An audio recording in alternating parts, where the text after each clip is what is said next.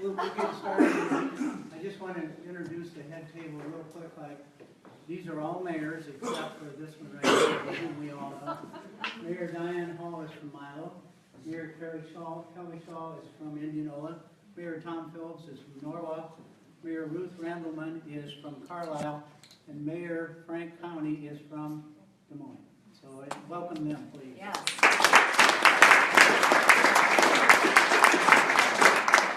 And the only other thing I've got to say is, as normal, the senator has a tight schedule, so I'm going to kind of watch the time, and when we get to the point where we say one more, it'll be one more. So, Yes, Senator. and I apologize. Thank you. I know I was running a little late, so we will do our best to get questions in. We're talking today about the economy, do an economic roundtable today since we've got our mayors here. So what I'll do is give you a quick update of things that have gone on in the last session, the first 2 years in the United States Senate, and then moving forward. And I want it to be an active discussion on what we can do as a federal government to enable our businesses to create jobs. So a lot of different ideas and thoughts out there, and we want to take those back and make sure that we're working hard for Iowans. We know that 97% of the jobs here in Iowa come from small business, 97%. So I'll just start off by introducing myself. I'm Joni Ernst. I am the junior senator from the state of Iowa, and I sit on 4 committees this year. So 3 of them are the same from my first 2 years. That's agriculture, very important to the state of Iowa, small business and entrepreneurship, which is why we're doing an economic roundtable today. And I also sit on Senate Armed Services Committee, also a very important one for national defense and something I feel very strongly about. Now, I was on the Homeland Security and Governmental Affairs Committee, something that I have a great interest in. However, we had an opportunity come up with the Environment and Public Works Committee. And so I did come off of Homeland Security and opted to go on to EPW. And that has great significance for the state of Iowa, not only because of water quality issues, anything dealing with the environment, but we are a great producer of renewable energies. And this is a great place for me to be, to continue to promote that type of technology and development. But also the public works arena, we have seen a great number of floods in the past number of years, and working on infrastructure. So whether it's roads or levees, flood mitigation projects, those are things that Iowans really care about. So we want to make sure that Iowa has a voice at the table when it comes to those issues. So those are the 4 committees that I sit on. I really look forward to diving in. We've already had some meetings initially in this first week. We started on Tuesday with a bang, and we are off to a running start. So we do have a change in administration now coming up, and we will focus very heavily on the economy and really getting job growth available out there. In my opinion, it's not government's job to create jobs. It's employers' jobs to create jobs. But what we should do is set an environment where businesses can thrive and expand and provide opportunity, especially here in Iowa. So we'll talk about that. Thank you again. I did not hire you to clap. But there are a lot of opportunities that we have out there. So it has been a very busy first week. Before we get started on the roundtable discussion, what I'd like to do is just briefly go over the bills that I did have go to the President's desk. I want to just give you an update on those. I had 7 bills that made it to the President's desk in my first 2 years. 5 of those were signed into law, 2 were vetoed. So we are working hard on legislation, and the important thing that I want to emphasize to you, because I think you need to know this, is that all of these bills were bipartisan bills. I always look for a Democratic co-sponsor. That is really important to me because, one, if I want to get a bill to the President's desk and get it signed, we need partners. And I've worked very hard in developing relationships, not only in my own caucus, but across the aisle. And you will find that there are a great number of things that we actually have really good partnerships on. So what you see on TV with all of the, maybe the fighting on the floor of the Senate or otherwise, it's not really like that all the time. I want you to know that we work hard and we look out for Iowa's interests. I do, Chuck Grassley does. So we want to make sure that you understand that. But we did have a number of great victories out there. And like I said, 7 made it to the president. One is the Faster Care for Veterans Act. And this is a bill I worked on with Amy Klobuchar in Minnesota. And we have seen issues where veterans aren't able to get appointments at the VAs. That has been a struggle for so many. And so our idea was to look at private, not necessarily private, but our hospitals out in the counties, our clinics, and take a look at their best practices and implement that at the VA. And this was signed into law. One of those practices was allowing veterans to go online and schedule appointments online, confirm their appointments online.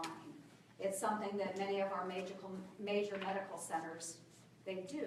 So if there is a veteran who has an appointment next week for a certain procedure, but they can't make that appointment, they can cancel it. Well, oftentimes that slot will go unfilled.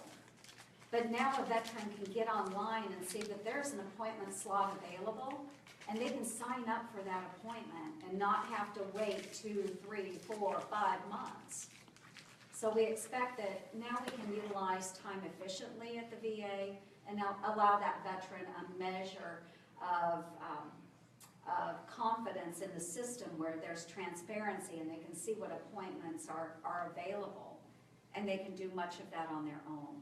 So that was a great victory for us. The next one, Program Management and Accountability Act. We're all very concerned about waste in our federal government. And when I went to the United States Senate, I said I was going to make them squeal. And this is probably the largest part of that effort so far.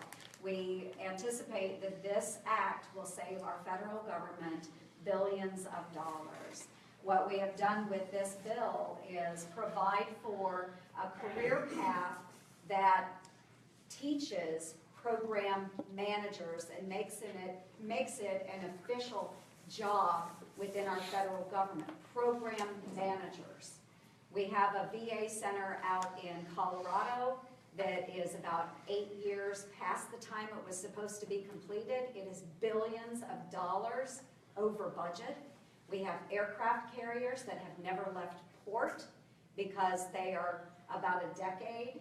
We have one anyway that's a decade over the time it was supposed to be completed. And again, billions and billions of dollars over budget. We don't have program managers that oversee those contracts to make sure that they are on time and on budget. So what we've done is take private industry principles such as lean, and we have now required that the federal government start implementing those types of programs. So this one, great one, we introduced this with Senator Heidi Heitkamp of North Dakota. She was a great partner on this. So that's a really good one. The next is Female Veteran Suicide Prevention Act, and we had a number of co-sponsors on this one. The great concern there is we know we have an issue with veteran suicide, and we've seen a lot of that here in the state of Iowa. I'd like to say it's different in other states, but it's not. It's a problem everywhere in the United States. But not only do we have a problem with veteran suicide, what we have found is that female veterans have a higher incidence of suicide than their male counterparts. And they are 6 times more likely to commit suicide than their non-military females. So this is an epidemic that we have to take control of. So what we are doing now is requiring the VA to start tracking the statistics there, because they hadn't been doing this previously, and find out what programs work for female veterans. Every veteran is different, but there are specific issues, whether you're male or female. And we need to find what programs will work for our female veterans and implement those at the VA. And that's what this legislation requires. The next is restoring women Air Force service pilots' internment rights at Arlington National Cemetery. We had 25 Iowa women that served as women Air Force service pilots. And we're very proud of them. And the backstory is these women, when they came into service during World War II, the federal government had told them, you will be a militarized force, meaning that you would receive the same benefits as your male counterparts. These women flew missions, they were trainers, they trained male pilots how to fly during World War II, but the program was suddenly ended for these women before they became military members. And when the program ended, many of those women had to even pay their own way home. The federal government didn't do that, and they didn't honor the promise for benefits. So they were just cut off, even though they had served admirably during World War II.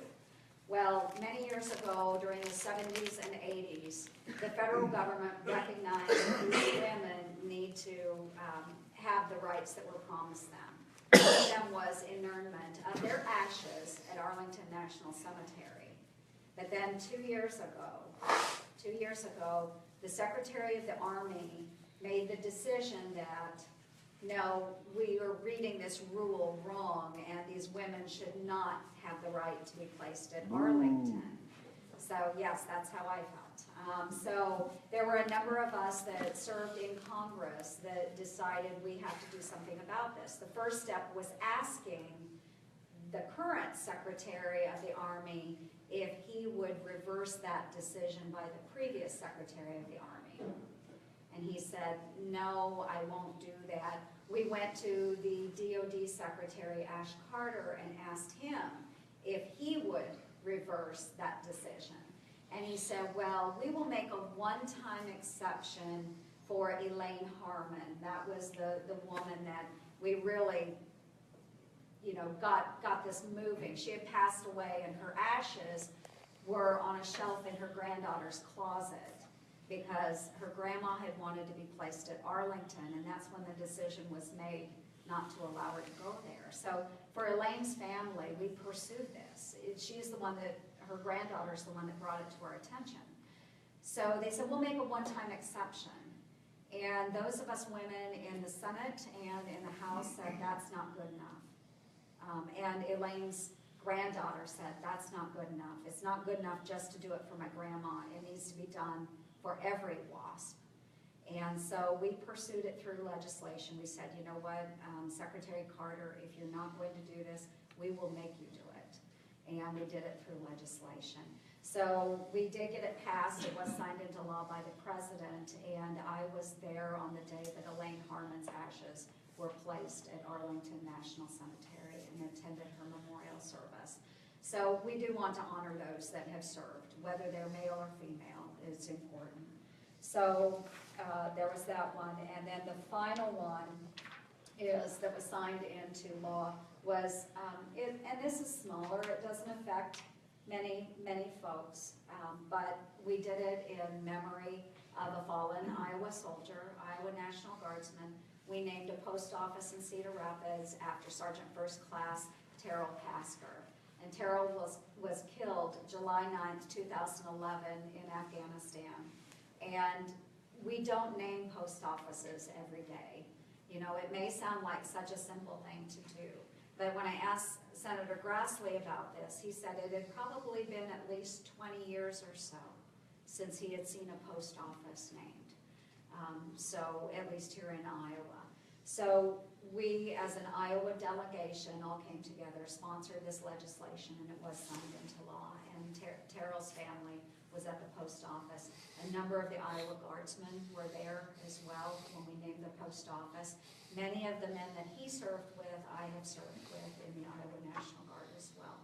So it's one way that we can honor him, and as people pass through the halls there at the post office, they'll be reminded of the service and sacrifice, not just of Terrell, but of all of our Iowa National Guardsmen and women as they go off and serve around the globe.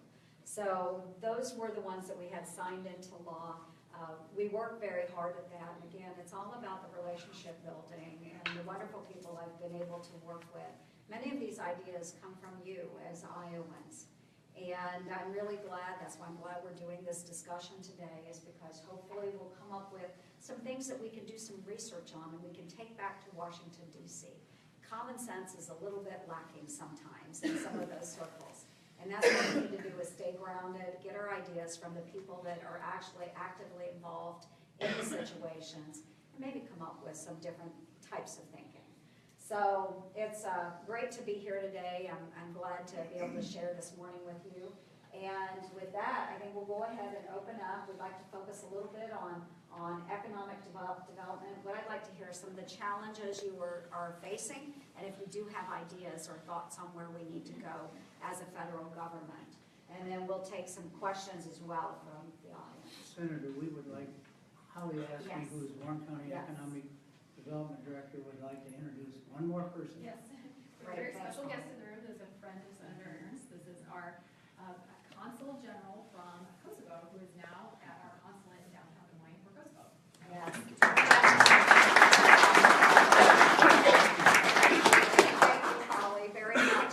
General Gashi, Javid Gashi, and I worked together too when I was serving in the Iowa Army National Guard. Kosovo is our state partner and has been a state partner to the Iowa National Guard for many years now. We do exchanges between Kosovo and Iowa with our soldiers and airmen. So we're really glad to have you here. General Gashi is not in the Kosovo security forces anymore, but he serves as our consul general. And so we actually do, you may not know this, but we do have a consulate in Des Moines. It is Iowa's first consulate, and it is from Kosovo, and we are really happy to have them there. Yeah, so I feel very strongly about this because Kosovo didn't choose New York City, they didn't choose Chicago, they chose Des Moines because of the relationship. This is a great partnership that we will continue to develop over the years, and Mayor County, I know you're glad to have them there as well, and maybe we'll see other countries that choose Des Moines as a consulate too, to have place their consulates, but exciting times. So thank you very much. Thank you, Holly. So open it up to questions. Jump right in. Senators, thanks again for coming to visit with us today. Yeah, thank you. Small business in Des Moines, I'm part of Flyers Realty, and Ron Daniels since his hellos today. One of our greatest challenges, and I know it's at the top of the new administration's agenda, is what I like to refer to as the Unaffordable Care Act. For us to continue to add employees, one of our employee groups is independent contractors. It's not uncommon for that group to experience premium expenses of $1,500 to $2,000 per month for 2017. My hope and my ask is that you undertake this great challenge early on in the new administration, that it doesn't get delayed and pushed out for 2 or 3 or 4 years. And perhaps you could speak to that a little bit. It might help reassure some of the folks out there. I will, and I would like to hear from our mayors, maybe Holly, if you've heard anything out there as well, input on this, because what we are looking at right now through our budget reconciliation, it is ongoing now. We anticipate votes on amendments and the actual final bill next week, which would repeal the Affordable Care Act, what we know as Obamacare. And we anticipate that there will be a transition period. And that is important for a number of people that are on Obamacare right now, or the Affordable Care plans, in order to get that replacement in place and make sure that it's working. So if you have ideas and suggestions on where we need to go, especially with small business, I would like to take those back. We have a number of plans that are being worked on right now. Small business is being taken into consideration. Medicaid expansion that occurred here in Iowa, so we're looking at how that impacts Iowans with any replacement plans, and we will have to find something that takes in free market principles, but allows us to, yes, and that's very important to all of us, to find plans that work for families, work for employers, but we also recognize there is a need to cover those that have pre-existing conditions.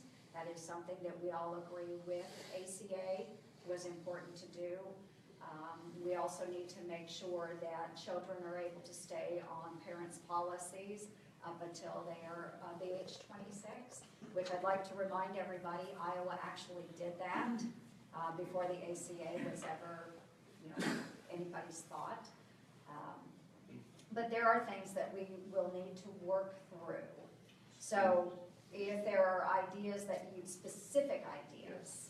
And the specific idea that I bring to the meeting today is if we could at least get to the point where insurance companies from out of state can come in and compete. Yeah. And the free market can actually do what it is designed to do and address these issues where we talk about premium dollars.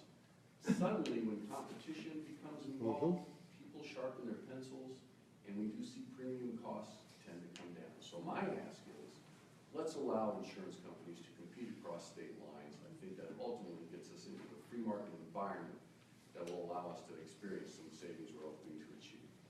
I agree.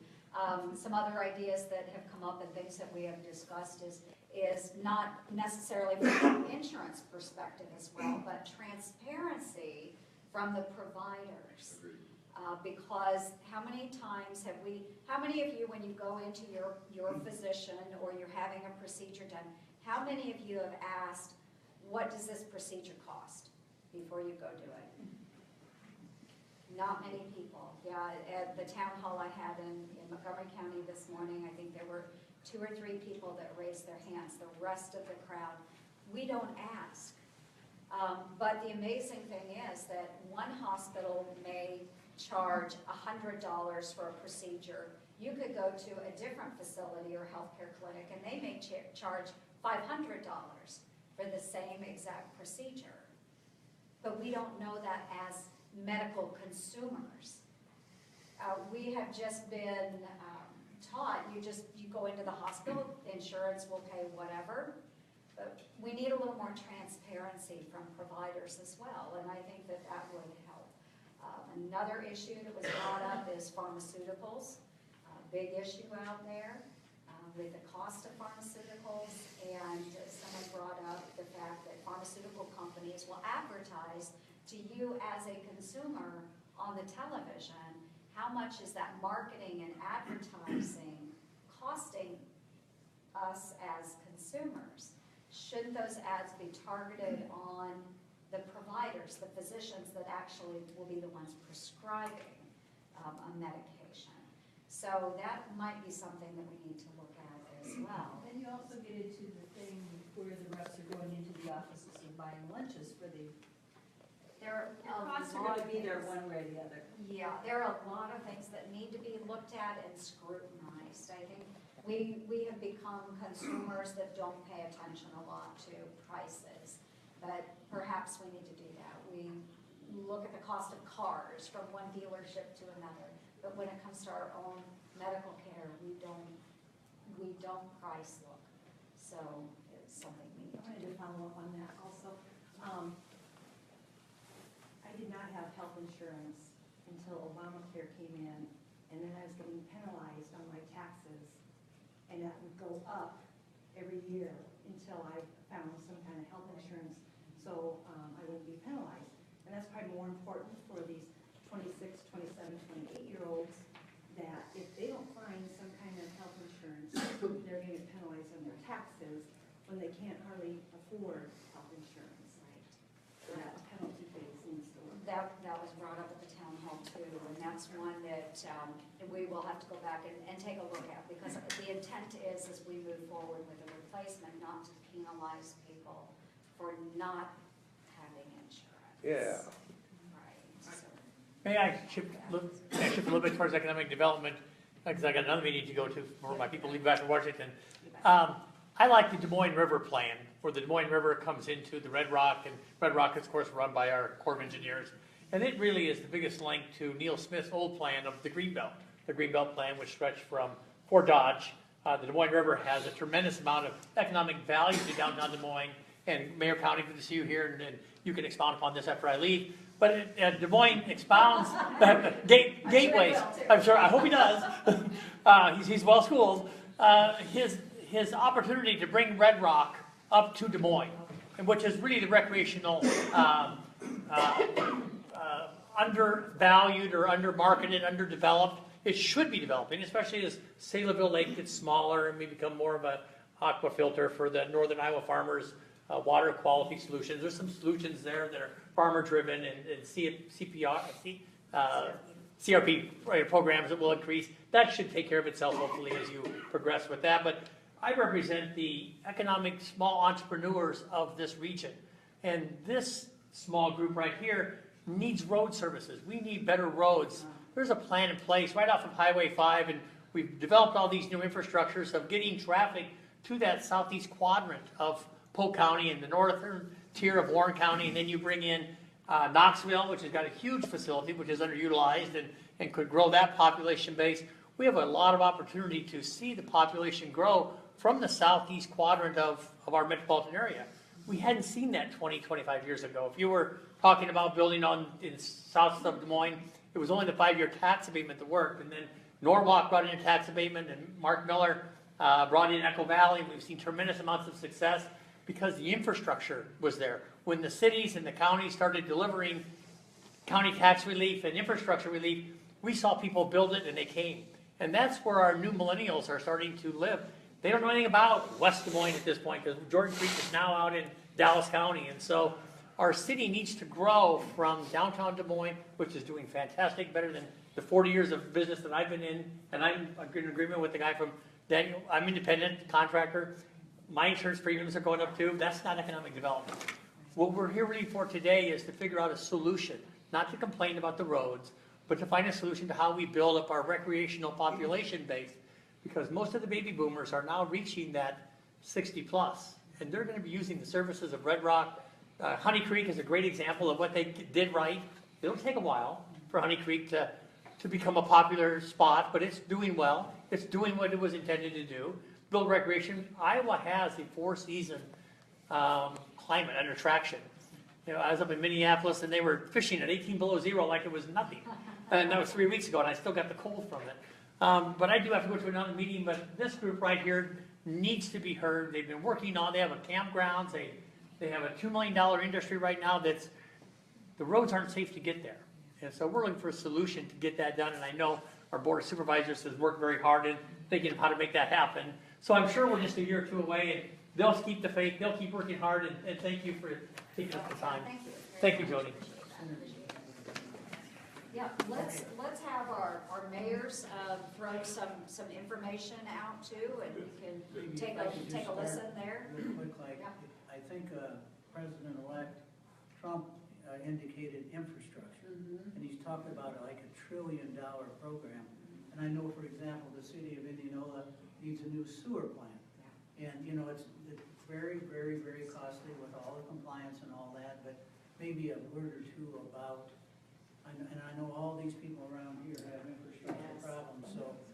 Yeah, Mayor, John could probably address that. Okay. Senator, thank you. I'm a professor of political science at Iowa State, and I deal with, I know you're alone, I deal with a lot of veterans up there, and so I applaud your work because I see that need consistently, and also that economic development focus. Thank you from the bottom of my heart for the work you do. As Supervisor Scholl said, one of our concerns, and whether it's Des Moines or Milo or Indianola, one of our concerns certainly is infrastructure funding, and particularly for our city is wastewater infrastructure funding. As you well know, the EPA dictates those policies to the Department of Natural Resources here, and then they enforce those. And so one of the things that faced me coming into office was how do you wrap your budget around a $32 million plant, and how do you pay for it particularly? Probably known, I'm sure you hear this as you travel through the various counties, but when most of these wastewater treatment plants portion of federal funds coming in. And while we have found a way to kind of work around the dearth of federal funding, certainly infrastructure we view as a very important part of economic development, not only in terms of highways, but also in terms of wastewater capacity and it ties into quality of life and all those various concerns that can really be an economic engine here in Warren County. So I would, if I threw one red flag up at you, it would be infrastructure funding, not only from President Trump's promises on the campaign, we know how those changed, but certainly the need for infrastructure at the state and also then at the local level. Absolutely, and that's exactly why I'm on EPW now too, is because we have so many issues that need to be addressed, and we laugh in the Senate, we kind of laugh. Deb Fisher is on this committee as well, and we were chuckling the other day because it's not one of those big, sexy committees to be on, honestly, but it is one where we truly can get the most work done that matters. So these are the issues we need to know about. Wastewater treatment is really important because I'm not only hearing it from our large cities in Iowa, but I'm hearing it from our rural communities as well. And we have had this situation just in my home area down in Montgomery County, where one of our very small communities was told, you have to do something about your wastewater system. Their tax base did not support putting a new sewer treatment facility in. So we have got to work through those issues and find what works for each size community, and hopefully we will have an impact through public works on being able to find ways of making our community successful. Because you're right, economic development won't happen if you don't have the infrastructure. Yes, Mayor. Just to add on to what the Mayor just said, we watched the stimulus plan that came out of the last administration. We watched how it was implemented, and we also watched it go from federal government to state government and then handed down to local government. As a local government person, it seemed to me that dollars that were allocated to local governments as opposed to regional and rural governments, counties, it's best implemented if it goes directly to Indianola or Carlisle or Des Moines. Because, unfortunately, what happens, each step down, it seems like if $1 million all of a sudden turns into 700,000, turns into a whole bunch of different kinds of programs. We know what needs to happen. You know what needs to happen in your sewer plant in Indianola. I know what needs to happen in ours. I know what needs to happen in our streets and our bridges. We have so many deficient structures in this state, and especially in a lot of the places where people live, in the cities and towns. And I'm hopeful that we can look at ways to get the money out and not just hand out to 50 different individuals to figure out how to sprinkle it down and smear it around like peanut butter, but to actually take care of what people really need to have. The other thing in terms of jobs, certainly Iowa, I'm a little curious and I'm hopeful that this new administration looks at the tax credits that go to renewables, whether it be ethanol or biodiesel or, quite frankly, wind. If they take some of those away, Newton, which is sort of built itself after the tragedy that happened with Maytag, if some of those credits go away and we throw money back to old style and very expensive and environmentally sometimes damaging sources of energy away from wind, for instance, those jobs will go away. And I think that we have built a new industry here, created lots of new jobs that I think have lots of capacity, but a lot of people are afraid to invest because they don't know what's going to happen to those credits. Yep. So how do we? You bet. We've already had those discussions. I did meet with the nominee for the head of EPA, who is Scott Pruitt. He is the Attorney General of Oklahoma. And that was one of our great concerns, was that in his position, he may try and reverse some of what we've been able to accomplish in Iowa and many other states with our renewables industry. Iowa right now, 38% of the electricity that we consume here is from wind energy, which is really great because that's something we've developed on our own here in Iowa. We are number one, I think, in production and the amount that is consumed by our citizens. Texas also has a very large wind industry. There's a number of other states.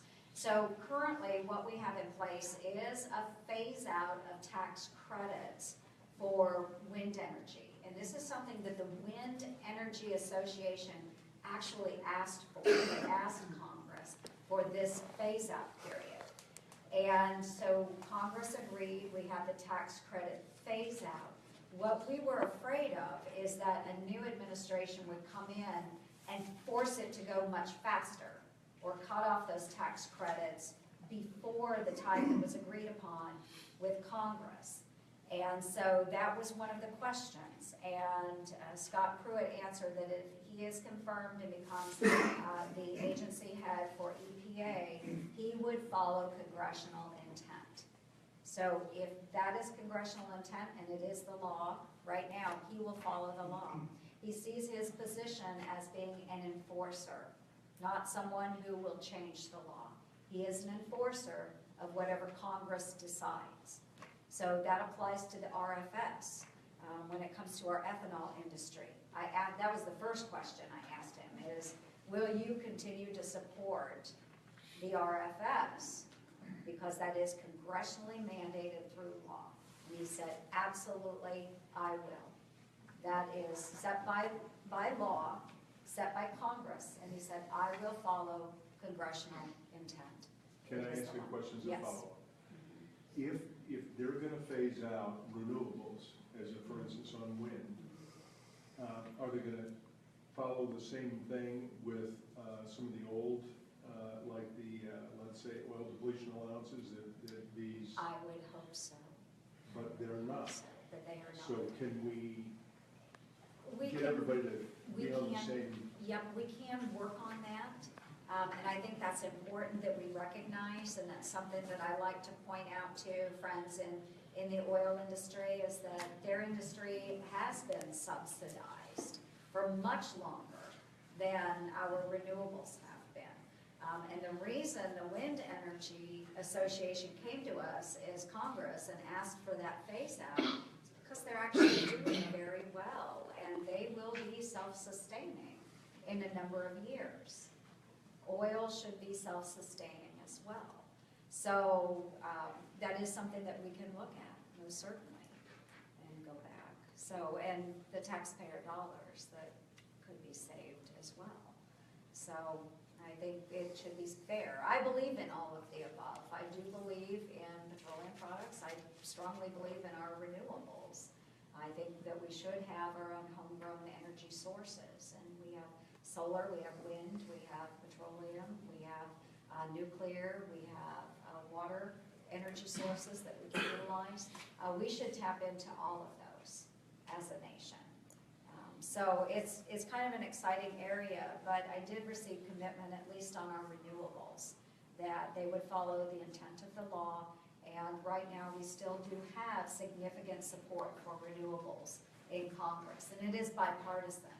So that's important to remember, and we'll continue fighting to make sure that this is an area that I will remain strong in. Yes, ma'am. Senator, thanks for coming, by the way, and hearing a lot of this, our concerns. One area I wondered if you had comments on was, when we're talking about economic development, I agree with you, small business and our industries are the best creator of jobs, and I think Iowa has proven that. But with that goes, you need workforce. And what we've repetitively heard from our Greater Wayne partnership is our regional chamber, so to speak. They bring some great resources for information in between site selectors and transportation folks and so forth. It's the available workforce that is turning into a problem for us in central Iowa. One aspect of that, with when you hear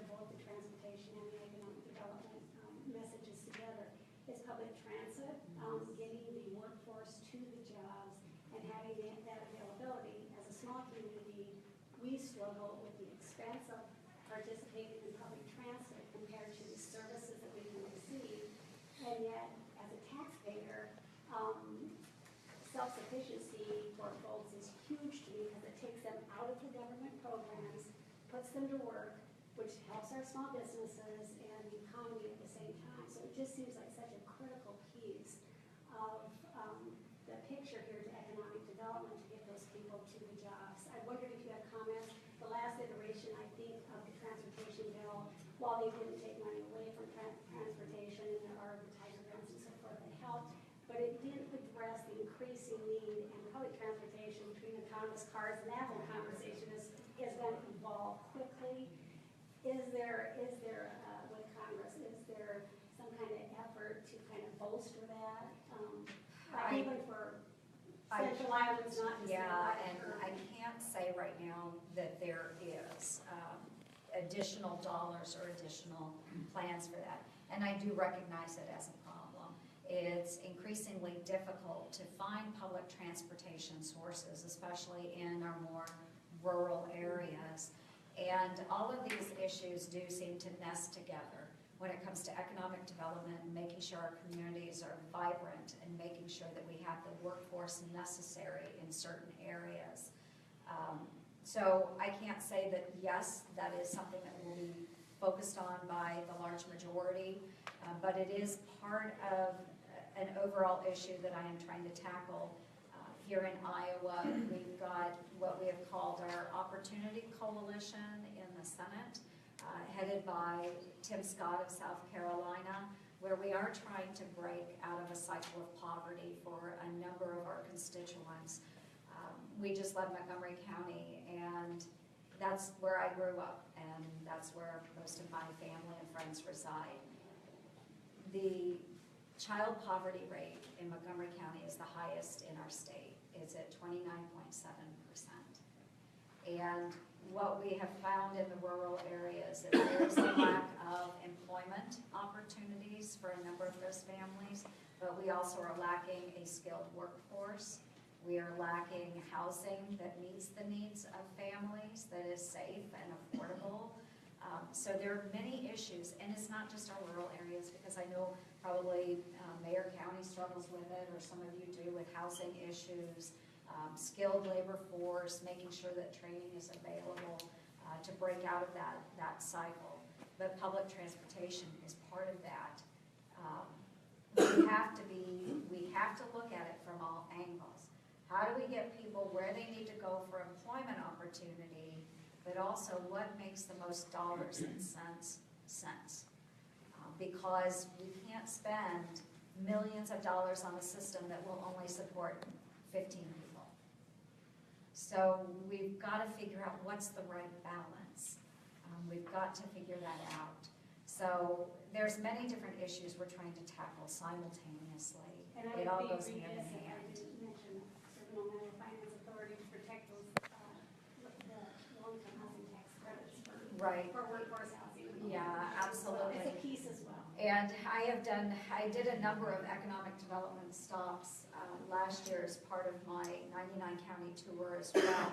And many of the employers that I spoke with said that they don't have the labor pool that they need, because when families are looking at communities, they want to have housing that will work for them. They have to have maybe more than an apartment. They want to have home ownership. But if there aren't those homes available, they're not going to locate to that community. And so all of this comes together in a much larger picture on how do we keep our communities vibrant so that people want to live there and they bring skills into the workforce or into that labor pool. So we're working through that. We're getting ideas from other states on how they tackle some of those issues as well. So the Opportunity Coalition has been a great way for us to start coming together as different states and promoting various ideas that have worked in their own home states. So it's good. Can I The just senator, have a question? just a minute, the senator does have a tight schedule, and so we have time for one more question. Erica. My name is Laura Sands. I live in Des Moines, Iowa. Okay. I'm happy to say that I wrote earlier this week about Russian hacking issues and my concern. Fortunately, you responded to me very quickly and shared your concern for that. I think it's going to be important that Congress stay on top of this issue because I don't think our president-elect has, at least at this point, given it the appropriate level of concern. So how will Congress continue, how will you particularly continue to work on that issue? Thanks, Laura. I think that's a great point, and it is something that we are very concerned about. And just Thursday, Wednesday, we had a Senate Armed Services Committee meeting addressing the cybersecurity issues and the Russian hacking. So we know, at least our intelligence directors have told us, that Russia did hack into those email systems. I do have a great deal of faith in our intelligence agencies. We have men and women that are true professionals working in those agencies. So we have talked about sanctions against Russia. We will continue pushing on that. One thing to remember is that there are many opportunities and other types of responses that we can do to Russia that can even go beyond sanctions. So whether it is a like response through the cyber world, we have things at our disposal that can be used. Okay, so just know that that is being sorted through right now. We do take it very seriously. But what I want to emphasize too is that, and this is a question I directed at our cyber commander, Admiral Rogers. I asked him, how long have we been as a nation hacked by foreign governments? And he responded, at least 10 years. So this is not a one-time occurrence. This happens literally every day to our federal government. It happens to private industry. We saw that in the case of North Korea just a year or so back. So we continue to see those hacking. It was a foreign government that breached OPM about 2 years ago. My information was captured as a member of the armed services, having served in the National Guard. My husband, who was a retired active duty service member, his information was taken along with thousands of other federal employees. So we know there's a foreign government that has my social security number, my rank, my service, my family contacts. All of that was hacked and released. And it was only on accident that our federal government discovered that breach, only on accident. So we will continue to follow up with a number of these governments and make sure that we are developing the systems necessary to protect our infrastructure. And we need to encourage private industry and both the DNC, the RNC had a firewall. There was an attempted hack at the RNC as well. But we need to encourage all of these different entities to make sure they are securing their information. So we're going to continue to investigate this. There is a report that has been released. The unclassified report has been released. I want to delve in a little bit deeper to the classified information, but there will be a response.